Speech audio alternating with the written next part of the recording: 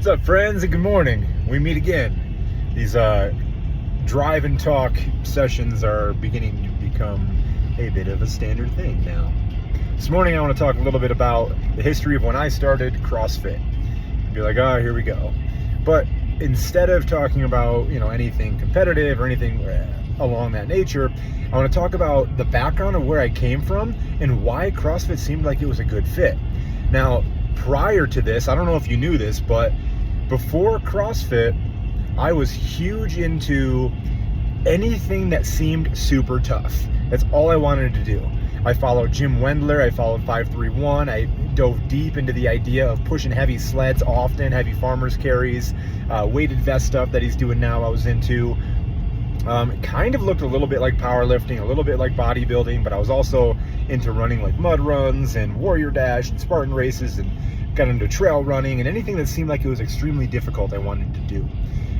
The reason that CrossFit appealed to me back then is because a lot of my workouts looked like, so me and my buddy Nate, we used to do what we call caveman training. And I talked about this before extensively, and you're probably going to hear about it a lot more because I feel like it's a huge part of who I am. Caveman training for us was, we would go into his yard and we had a giant tire that we would flip. We'd hit it with a sledgehammer, standard stuff, that boys do when they're left alone.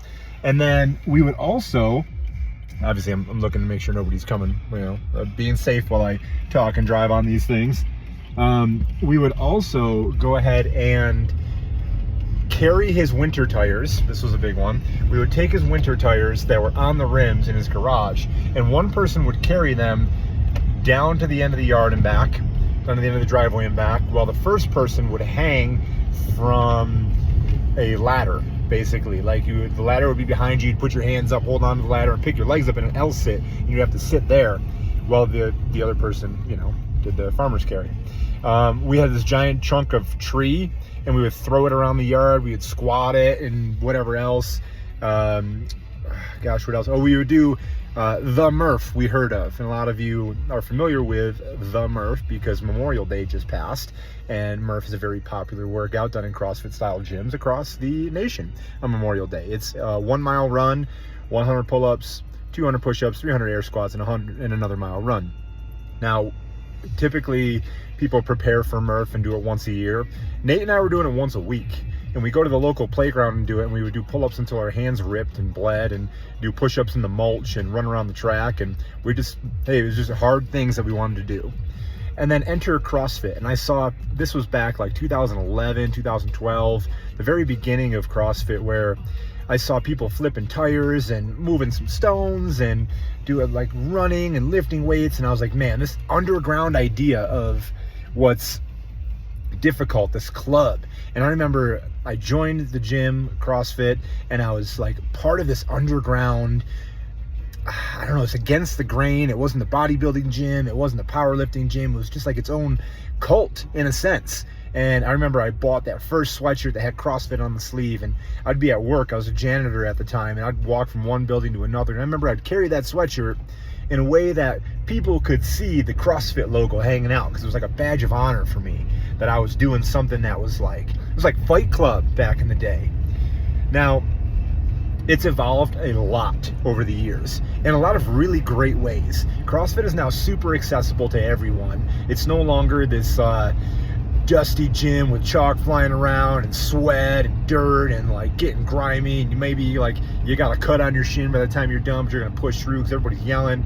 And it's now a very clean, sterile, professional environment. That's what CrossFit is, which is great for the business sense because it brings in accessibility for everyone.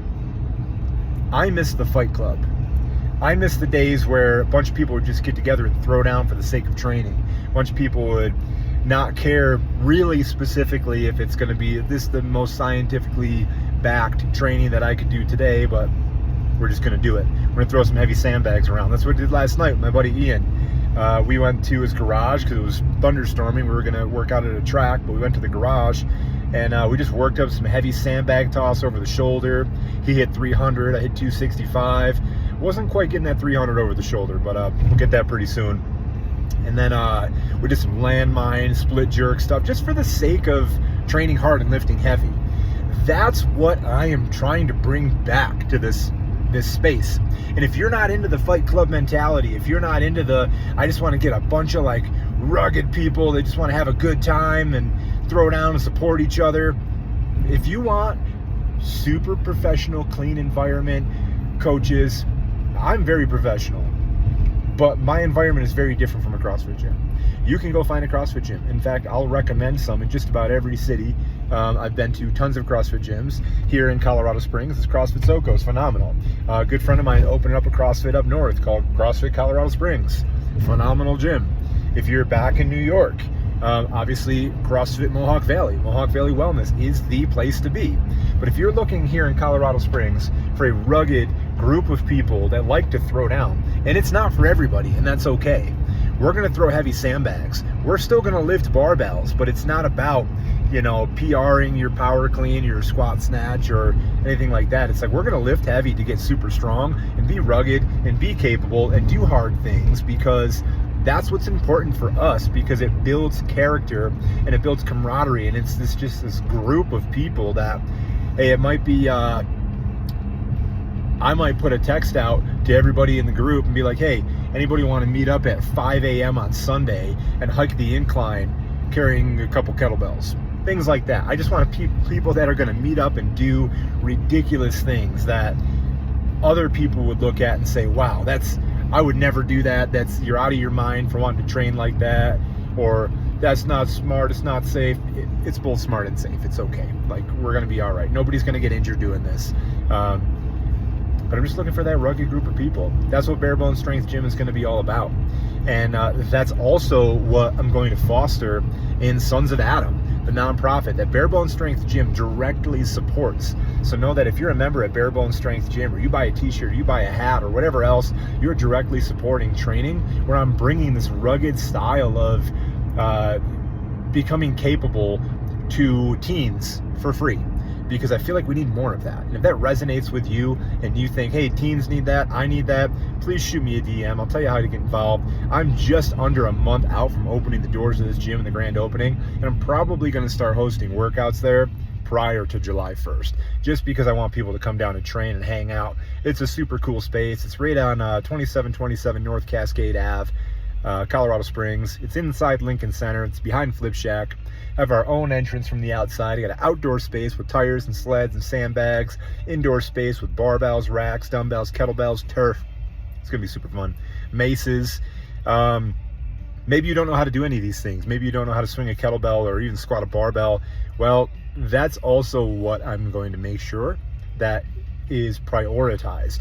The skill development of how do we do these things safely, and how do we get you to like move the weight that's appropriate, that feels heavy for you, that you're not going to get hurt.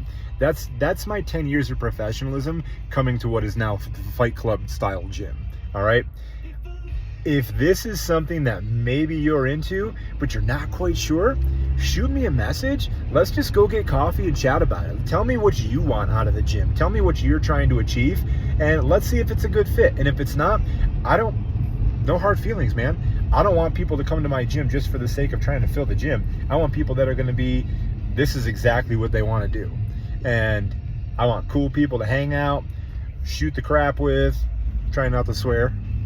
How am I doing?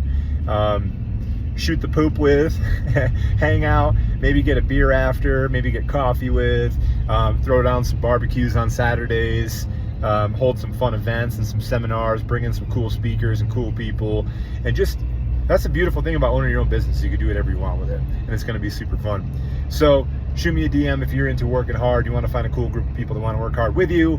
That's Bare Bones Strength Gym. It's essentially Fight Club, but you're not going to get punched in the face. Nobody's punching, unless it's the heavy bag that's in the corner, because I got a couple of those too. And I'm just under 10 minutes on this rant. It's a little bit longer drive to work today, so I'm going to leave you with that. My parting words for you are going to be this little bit of advice that I have been coaching for 10 years professionally. I have been lifting weights for over 20 years. I have been in the gym and exercising and getting fit for over 30 years, because that started when I was 4.5 years old with Taekwondo.